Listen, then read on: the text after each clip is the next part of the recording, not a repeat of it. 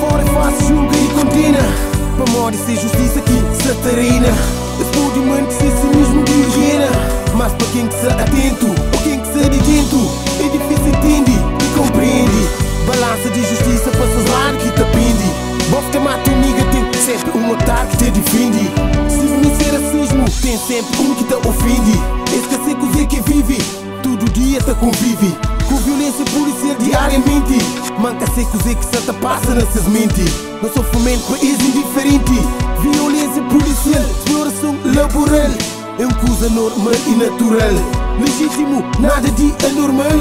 Para morte que te tocas, esta semana perseguem os rapazes. Opinião make e analistas, cambada de racistas. Igualdade ali é apenas sonho de idealistas.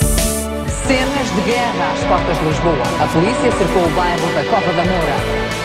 Chegaram a matar. Um jovem de 18 anos foi ferido por 2 balas disparadas pela polícia. Ninguém. Porquê? Porque nós somos agredidos todos os dias. Todos os dias somos agredidos aqui. E vamos ao tribunal e não nada para nós. As imagens fazem lembrar um cerco policial numa favela do Rio de Janeiro, mas isto passa-se na Amadora, às portas de Lisboa. Às portas de Lisboa. Nas como operário de crime, torna bode expiatório desse filme. Condenado preso regime, só para mortes que pertence a esse time. Preso para morte, multa de comboio firme.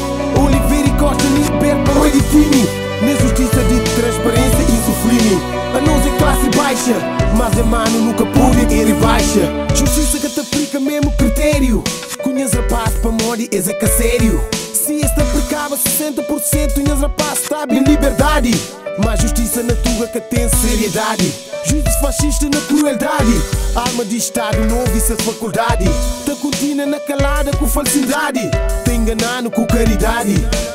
Cenas de guerra às portas de Lisboa. A polícia cercou o bairro da Cova da Moura. Chegaram a matar. Um jovem de 18 anos foi ferido por 2 balas disparadas pela polícia. Ninguém. Porquê? Porque nós somos agredidos todos os dias. Todos os dias somos agredidos aqui. E vamos ao tribunal e não nada para nós. As imagens fazem lembrar um cerco policial numa favela do Rio de Janeiro, mas isto passa-se na Amadora, às portas de Lisboa. Às portas de Lisboa.